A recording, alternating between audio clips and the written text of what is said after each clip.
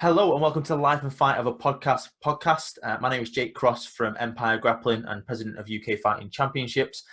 This is a special UKFC MMA Fighter Edition. I'm joined by, can't really say a weight division right now, catchweight of Hassan Hussain. He's fought at welterweight. He's moving his way down to lightweight. How's it going, Hassan? Good, man. Thanks. What about you? Yeah, keeping sane. I've just had a good interview and chat with Alex Bold, our welterweight champion. And just writing notes between yourselves, there's a lot of similarities, and I want to touch right on at the beginning. So I'll just explain who you are. So Hassan Hussain, Blackburn 4-2 record. You're 21 years old at Blackburn Predators. But the similarities that I had with Alex is, and you've shared it as well, and I think Rob has as well, as Rob Freeman, your coach. You started off training to first lose weight. You're a bigger kid, just like Alex was the same as well. So take us back. What got you into the sport? Was it basically just for weight loss? You didn't even think about fighting. What was it? So I had a mate who wanted to come down, and we was in college together, and like he'd go on about it all the time. I want to start MMA. I want to start MMA. I watch this fight. I watch that fight, but it never really caught my attention. But then I thought, fuck it, I'll go once and just have a little feel for it, really. And I went once, I went a week, I went a month, and all of a sudden I'm trapped. And honestly, that's honestly how it went as well, because we just started just for a feel out. And to be honest, he was the one who was looking more to fight, but he ended up stopping, and I carried on. Wow. But I got a lot of perks from it. I remember when I started, I think first class I did was one of Corey's, and he looked at me and he goes, "Oh shit, you're going to struggle with the fitness at the end of this." And I just thought, "Oh, all right, nice one." Throw myself in. But yeah, it was good. So obviously, I know you walk around a bit lighter now. So you walk around. Is it about 80 now at the minute? Obviously, not right now. I mean, generally before lockdown, you're about 80, aren't you? About 85, to be honest. Right. So you fought a welterweight for the first few fights that you had, and you're sort of moving down. So we'll go through your record. So when you first started at Predators, and obviously you started seeing that you enjoyed it, and the weight started coming off. At what point do you think, right, I'll start competing? Honestly, it was after we did interclubs, which obviously semi-contact fights, which you just get a good feel for what it's like being in a cage against someone you don't know at all. And I did my first one. Sorry, what was that? Salford MMA. With that yeah. And that got me sort of into it, because I got probably the biggest adrenaline rush I've had. And instantly I was like, okay, I want to do another. Waiting for the next one, waiting for Rob to say, all right, do you want to do an interclub this time? Do you want to do an interclub that time? Yeah, straight away. And then I kind of just kept at them. I didn't do a lot, but I did about 3 or 4, and I was preparing them and treating them like actual fights. So I was trying to work on my fitness. I was trying to work on my skills as much as I can for my next one, and just try and show that I'm ready to take on my first fight. Nice. So it seems like you've been around this game a lot longer in my eyes, just because we've worked with each other for so long now. Well, it feels like so long. But your debut is only September 2018, which is technically around 20 odd months ago, give or take. What was it sort of leading into that fight? It was against Ben Williams. It was on Evolution of Combat. So would that have been sort of Lancaster way? Would that? Yeah, Morecambe. Around there. So what sort of leading into that fight? You're making your debut. What's going through your head for that one? Honestly, when I asked for a fight, I was only 8 months in training. I asked Rob for a fight first, and he was like, okay, we'll get you some, a nice little start-off fight. Debut, so it's not going to be an unfair bout or anything like that. And as soon as he said that, my nerves kind of went through the roof, but I was still ready for it. And I just hadn't gone through the whole weight cut process, so I was there asking questions after questions and questions, trying to just increase as little as I know and just go about the process the right way. And it was a strange one, really, because especially on the night before and the weigh-ins and stuff, even to this day, I've only done 1 face-off for 6 fights, and that was the most nerve-wracking thing I've ever done. I was sweating, and I shook his hand, and I was pouring sweat. Awful. So it didn't go your way, debut. technical loss round 2. What's your feelings after that? Because obviously you didn't get into it to fight. You get into it because your mate wanted to do it and you wanted to give him sort of a bit of a boost as well. Then you enjoyed it. He stopped and you thought, right, I'm going to fight. I'm losing weight. I'm enjoying this. I'm getting better. What sort of your recollection after that? This is 2018 now. You would have been, what, 19 at something like that at the time. What's going through your head? Honestly, I was more just like disappointed and upset because some people, like I think I remember Chris Price thinking it was too early for me to fight because I was only 8 months in and only done 3 interclubs, and a few of the other lads had done a lot more. Yeah. But I've always worked hard for it, so like it was just, have I worked hard enough?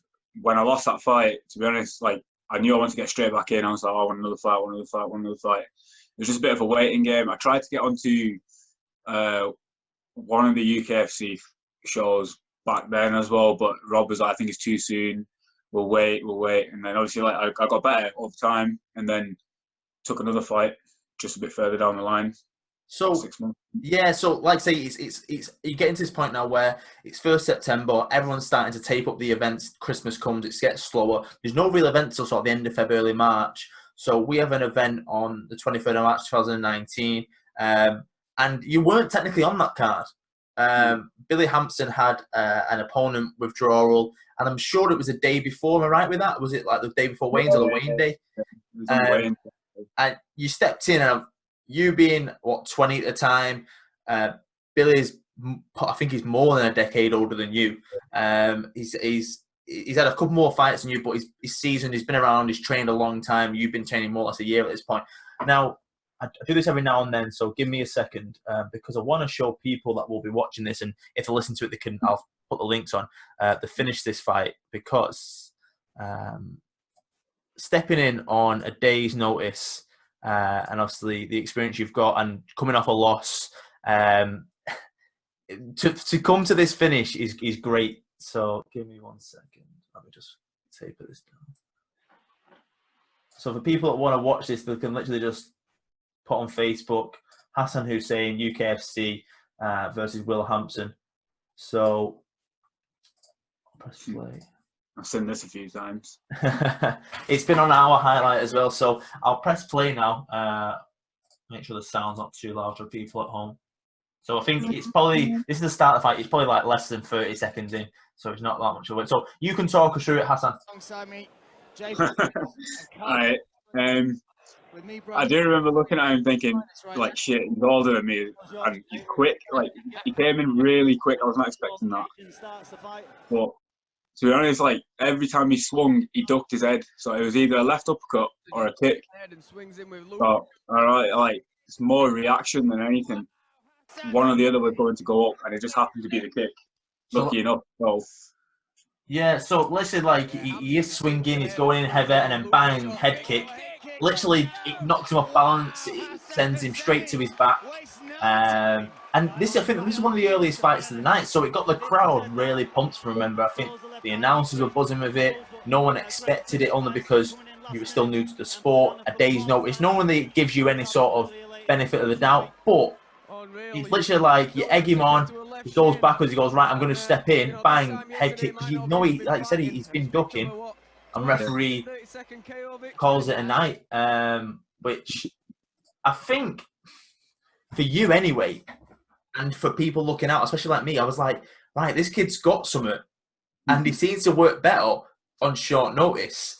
Oh, mate, I love short notice stuff. Anything short notice, right on my alley. Less pressure, less nerves, less stress, less sweating. Perfect. So that puts you to 1-on-1, March 2019. Great finish. People started to look up thinking, this isn't a kid you mess with.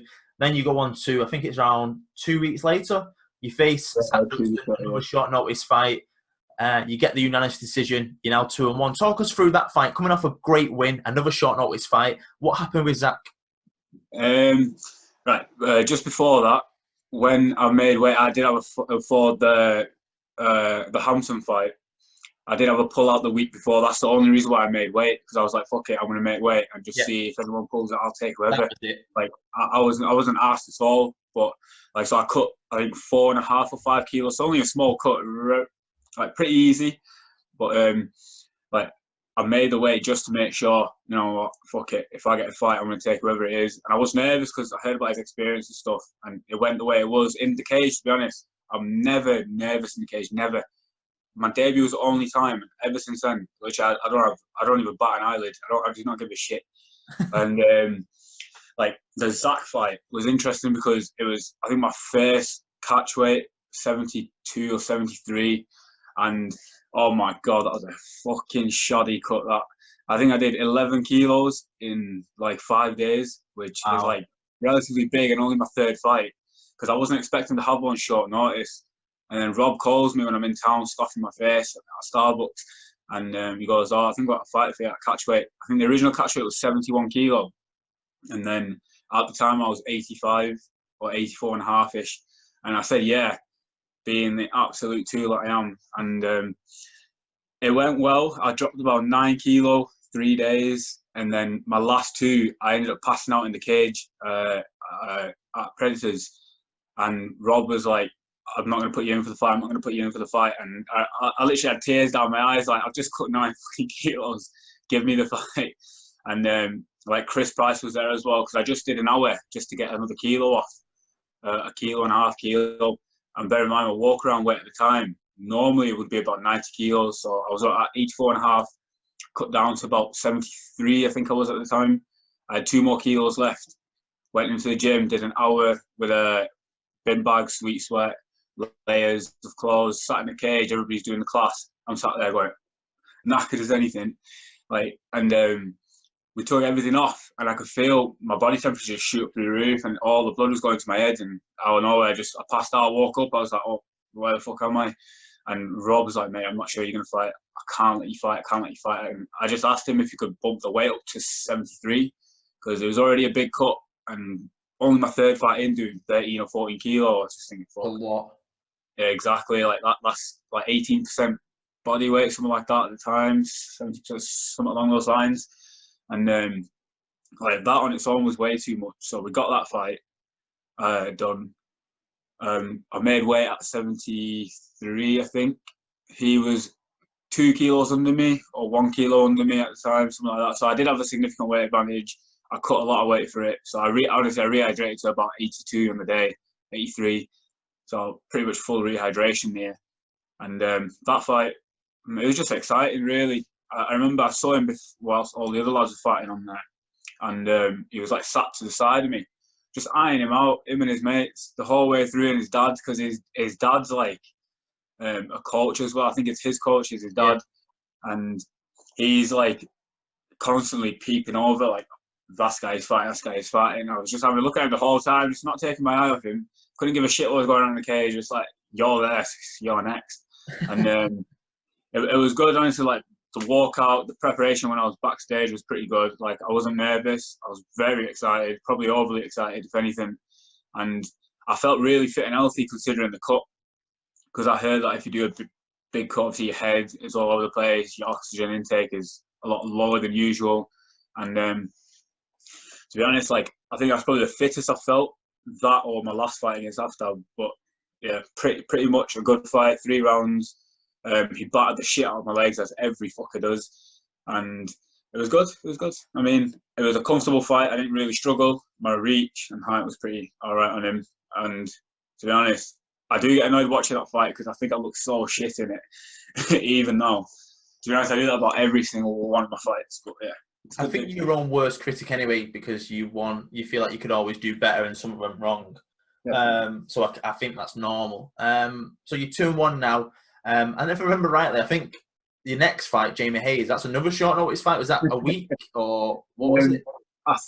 That was about, to be honest, I think that wasn't short notice. I think that was about a month. But no one was fighting him because at the time, I think his record was wrong on Tapology, and he said he was 6-2. And what was I, 2-1? Yeah. Yeah, so you were 2-1. He was, I'll see, tabloid years says 4-2, but I know it's a couple wrong. They weren't recorded. He'd just come off a loss against one of your technical predator teammates in Alex Bowles for the title. So you're 2-1. You're still pretty young, and you're facing a contender for the welterweight title on, I'll say, 3-4 weeks' notice.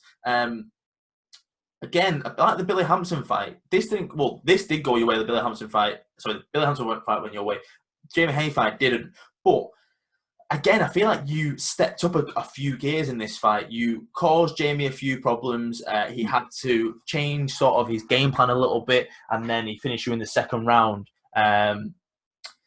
What did you take from the fight? Obviously, stepping up many levels against this opponent in Jamie is a great fight. Even Alex on the interview in the last hour, he said how technically good he was and how much he caused problems. What did you take from the Jamie fight? Probably my biggest lesson was, I got dropped for one, which was fun to say the least. Like, I wasn't knocked out, which was good. I'm happy about that. But I was like unable to move. Like, my legs just went jelly. But going into that fight, like, I weren't nervous, but everybody around me were a bit cautious, like my team and everything like that. Like, they believed in me, but with the experience gap between us was more significant than what like any of the other lads have had previously. And I was just like, all right, I'm 3 fights in, and at the time we all thought he was 8 fights in, so like that is double plus more of my experience. And I was just like, okay, I've just got to work harder for it, really. Like, nothing really changes. He's only human, so he's beatable. Of course. So, like, honestly, like, I weren't nervous. I was ready for it. I saw him when we were handing the DJ our music and stuff like that. I was just like, fine, just another day, really. And honestly, that's how it was, and it was good. When he was in the cage, he looked massive. He looked fucking huge. I just remember standing in front of him and thinking, "What the fuck? He's not my weight class, not at all." And to be honest, I already wanted to go down to lightweight at the time, but like, I think that was a fight that made me think, "Oh fuck, like, he's significantly bigger than me right now." And then he comes out and, like, no pun intended, but guns blazing, and literally just fucking fires everything at you. And like, the pressure was expected, but even Rob found it funny as well. In between rounds, he goes, "Oh, he's tired. He looked over to him. He couldn't give a shit. 20 more rounds, let's go. And Rob, like, I could tell he knew that I was fucked, because he was just fit as a fiddle, and I think that's his main thing. I don't think he's technically the best, because like, even if you look at the fight, it is just swing. I think that's why I got my head movement off pretty easily in that fight, and I got to show that, like, I've got a bit of defense to me at the same time. Yeah. But yeah, like, I wouldn't say he's the most technically sound. He's just relentless, and it works for him every single fight, as you see. But yeah, it was a nerve-wracking experience in the second round. The first round was comfortable. Second round was like, oh shit, I've just lost the first one, got to come back. And it was still a good one. I quite enjoyed it. So go on, carry on, apologies. I learned that really, like, fitness definitely needs to be touched on, because I was breathing so heavy in that round. And when I hit an up kick on him, and it rocked him, and like, in my head I was like, oh, it's my only chance to finish. I got up and I kept shooting for a takedown, and just went with it. It's not my night. So you're now 2-2. You faced some great fighters already. You've gained a load of experience in 9 months of competing, and 15, 16, 17 months in training. Next up was October 2019, UKFC 11 against Deck Dean. Now, if I remember rightly, this split a lot of the crowd and a lot of the audience, because you got the nod split victory. There was a lot of people that thought Deck got it, but in the record books, you got the split decision victory. You did enough to get what the judges wanted to see. What was it like having such a close fight against an opponent? This was a 73 kilogram catch weight, so like you say, James was a lot bigger than you. You decided to take the step down to lightweight, but you're doing it right. You're doing it slowly. 73, and your last fight was 72, and you're going to build to lightweight in due course. What was it like being in that fight against Deck, trying to get obviously not on a second loss in a row, and then getting the split decision nod. What did you take from it?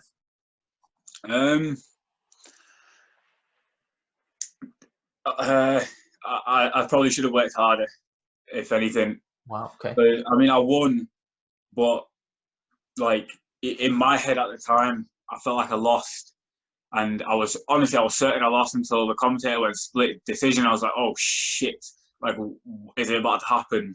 Because I mean, I really did feel like I lost in all honesty. But when I watch it back, I think it could have gone. I can understand a draw more than either way, really. So either a draw or you rather than towards him watching it back. Yeah. Oh, okay. Because if I look at it, really all he landed was a takedown and bunch of leg kicks. There was no significant hand striking there, or even like cage control, or like any sort of like pressure. But what it was just a super even fight the whole way. Like it felt like I weren't winning, I weren't losing, I weren't winning, I weren't losing until like the end, and I like kind of processed what just happened over 3 rounds, and I was obviously over the moon with it, and I did feel a bit bad for him at the time. Less so now. We've talked a bit, you know. We've had a few chats. He's a proper sound guy, and he's going down in weight class as well. Yeah, but to be honest, like I'm just very critical of that fight more than anything. Like I couldn't have cared if I lost or won. Obviously, I'm happier that I won, but my performance is more important than the victory to me. So, especially because I'm only amateur, I'm not pro yet. You think really. Yeah. So the next thing was you took December off, the December show, and then you come back for 29th of February. So booked in the calendar, booked in the fight card for more than a few weeks. Sort of the opposite happens to you. So you have Chris Morris for a long time, and then fight week. Chris comes back from, or just before fight week, he comes back from training in Scotland with a few UFC fighters out there. He went up for a training camp to try and improve himself. And he got an injury, which is nothing he could have done. He was devastated that the fight was off. But it was probably going to be fighting out from the outside looking in between you two young, hungry fighters looking to make a statement, looking towards getting that belt at some point in the career.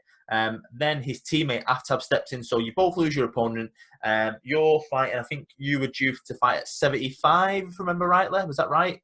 Originally? 73. And then it went down to 7. I think they tried for 71 or 70 or something. Right. Okay. Yes, because I think he was due to fight at 68 against Steph Murray. You were supposed to fight at 73, and you think you agreed at 72 in the end. So this was a fun fight. I think everyone enjoyed this, and you both are fan favourites. You both worked. Blackburn Predators and Reps work together quite closely, have done for years, but you'll always fight each other because that's the name of the game. We've seen many fights between the gyms over the years, and it's never really left a sour taste. It's always been respectful, everything like that. I know you and Aftab get on anyway. So what was it like for this fight? Technically fighting a friend in a way. What was it like? We had a good chat before. Like when we were doing the medicals, and we were just it was weird. It was like we just weren't going to fight each other. Right. But, like I always have this moment, 30 minutes, an hour before I know I'm about to go on, where I just zone in and like I put everything aside. I just put my headphones in. Literally, I think I was like practically falling asleep, like on the side, just like in my own little zone, just trying to block everything out because I didn't want to go in there being too friendly or nice and knowing that like there's a chance of throwing away the fight. And to be honest, I think that was that might have been his downfall more than anything, because when he walked in the cage, he didn't look like he was as game. To be honest, like I saw him and it looked like I was fighting a friend more than like someone who wants it more than anything. Yeah. And like I was switched on straight away. I was all like energetic, blowing out my adrenaline, and I was just there in the right headspace, to be honest. And I think that might have been why the fight was so controlled in the way that it was. Because I noticed it from the get-go, and just having a look at him, there was, I think, a bit too much respect from him to me rather than me to him. I showed him after the fight rather than during. Of course, that's probably the best way to look at it. And So obviously, everyone knew coming to this fight, you was always going to be the bigger guy. You were moving down. He was sort of stepping up. He's fought at 70 before. I think 72 is his biggest weight. But you were both game. That's not an excuse. But I think it definitely shown in the fight. You had the longer range. You had the more power. You was hitting him harder. And you were controlling the pace of the fight throughout. But it was a fun fight. Everyone enjoyed it. And Aftab has been in fight the nights before against Hassan Khan, which is a similar teammate to yourself. I know you and Rob Sinclair's gyms are close as well. So after the fight, everyone's happy. The decision's been made. It's a unanimous decision. Everyone agrees with it. Everyone's fans are happy. What was it like, sort of after the fight, speaking to Aftab? How did that go? It was good. It was chill. It was just, like, it happened. It is what it is. He put up a good fight. I put up a good fight. We both enjoyed it, kind of thing. There wasn't like, I should have won that if I did this different, if I did that different. Excuse me. It was just like, okay, what's next, kind of thing. Like, he goes his way, I'll go my way. Maybe we'll train together, like at reps, because I know Corey goes down to reps sometimes. Yeah. And I do intend on going down. Obviously, I don't know what's going to go on with Chris Morris in the future, but I was excited for that fight. And the main reason why I was excited for that Chris Morris fight was because my team around me was saying, he's good, he's really good, he's really good. So instantly I was like, oh, yes, a test, kind of thing. Like, Good mindset to have. Exactly. Like, he steamrolled every single opponent that he's been with. And I was just having to think in my head, all right, like, he's good, so why not? Like, of course. That thing. I mean, I haven't got much to lose at amateur, so fuck it.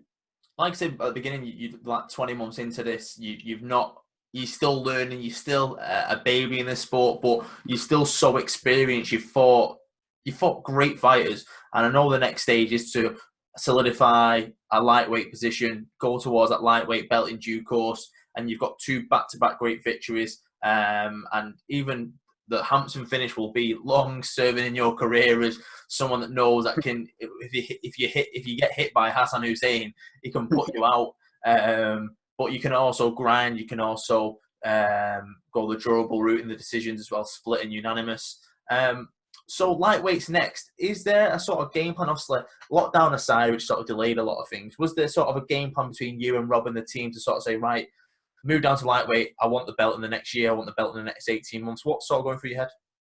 So talking about short notice fights, I had 2 booked. I had April 18th and May the 1st. So literally 2 weeks like I did last year. Yes, I remember this, yes. I just said, fuck it, I want it again. I want 5 fights this year. I want to get back on it and just stay as active as I can, because I had that little period with around December where Rob said, focus on your training now and get better, and then we'll progress during our future camps instead, which I was like, sound, I can accept that. Cool. And straight after this fight, I got offered a fight at your show, actually, against Rafferty Stewart, who's 2-1 at like 73 catch weight as well. I was like, all right, sound, we'll take it.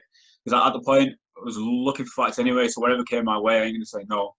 So I was like, okay, I'll take him. And then I had another lad called Conrad Walters, who's like 2-1 or something as well. Would that be on EOC?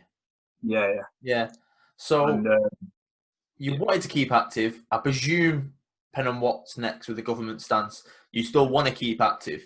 I know you said right now you're a bit bigger than you want to be. Obviously, I think most people are in that position. It's hard to keep motivated, or it depends what equipment you've got around you. But let's just talk about the lockdown, because I've seen a lot of videos from you and your girlfriend as well, where you're working together and you're hitting pads. And I think there's one that you put up yesterday or the day before where you've tied some pads to like a football net and you're sort of hitting that. And I'm thinking, fuck, if he hits this wrong, go through the pipe. What else have you been doing to keep active? Cycling. I've just kind of put it in. It's not something I enjoy a lot. I don't enjoy running, but I enjoy cycling more than running, so I decided to do that. So I'm hitting like 20 miles every 2 days, 25 miles every 3, like in and around there. So I'm getting enough in. I'm getting my calories burnt off that. Going on some walks, obviously hitting mitts with my girlfriend, because she's hopefully going to be making her debut soon as well. So. Because you both competed at Empire, aren't you? Yeah. So I guess that is the transition. So carry on, sir. Yeah, so just really like kind of adapting to make the most ghetto setup as possible, as close to a gym as we can get. Well, as I can get. I've been sparring with one of the lads from our gym, but he's like the only person I've been making contact with, and like it's been enough to keep me afloat with like my activity and stuff like that. So I'm still getting pretty decent training in. Not as good as what it would be in the gym, but that's the case for everybody. So I can't really complain. Of course. So lockdown ends. We get you back on the track. Get you towards the lightweight title, which I personally think, especially at your age and experience and how game you are and how much you've learned over the last 18 months and 2 years, that the lightweight title is in your future, whether it's on UKFC or other shows. I feel like that's something that I can happily say will happen. Because I think your game, and I think a lot of people that will watch your career and will continue watching your career, hopefully from watching or listening to this, I think your future's bright, mate. Just keep on the right track. Obviously, if your partner's doing it as well, it's even better because you're going to bounce off each other and drive each other and motivate each other even more. I guess your nerves won't be from fighting, your nerves will be from watching her. I know Chris and Megan had the same thing. Mate, they'll be bad. I'll be screaming, honestly. I don't know if I'll fight in the same show as her because my nerves will be all over the place. And I'll be the loudest man out of everyone in that area, I swear to God. I know she proper comes and supports you when you fought. And like I say, you've both been on Empire Grappling now, my jiu-jitsu event, and you do well on them. And I know you gain a lot of experience, and it's glad to have you on them. I'll do a quick, towards the end anyway, I do some quick fire questions, so we'll hit them and then we'll sort of touch on everyone's been supporting you. So, ketchup or brown sauce? Ketchup. Mayonnaise or salad cream? Mayonnaise. A city break or a beach holiday? Beach holiday. If you do or did, we're a gamer, so Xbox or PlayStation? I'm a PC guy, but Xbox. Oh, that's an answer as well. I'll take that. PC guy. What sort of stuff do you do on your PC? Well, I did like video editing and stuff, but right now I'm just bashing some Rocket League and some Warzone on it, really. Nice. I've heard good things about. But I play a little bit of COD, but Rocket League I've heard good things about as well. So when you eat, is your fork in your left hand or your right hand? Right, lefties are weirdos. It's supposed to be in your left. I don't care.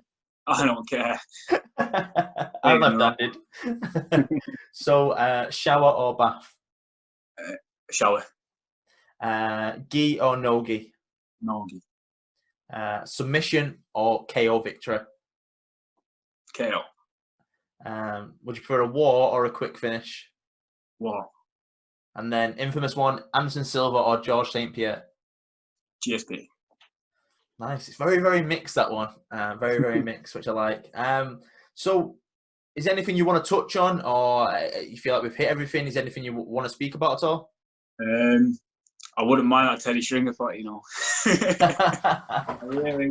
I really wouldn't. So what? Obviously, I know the belt's on the line, but what's the thing about Teddy Stringer that draws you toward that fight? To be honest, we started at the same time. Pretty much, like he's been training a lot longer in terms of jiu-jitsu, but everything else we've been doing about the same time. So, like, I don't know. I don't feel like he's better than me, and he's got the title. So, I want it. I want it. I'll be honest. I want it. Nice. I do like that. Actually, that's quite a cool fight. Whenever we can get it back on or see what's next. Sweet. Is anyone you want to thank or sponsors, teammates, family, anyone like that?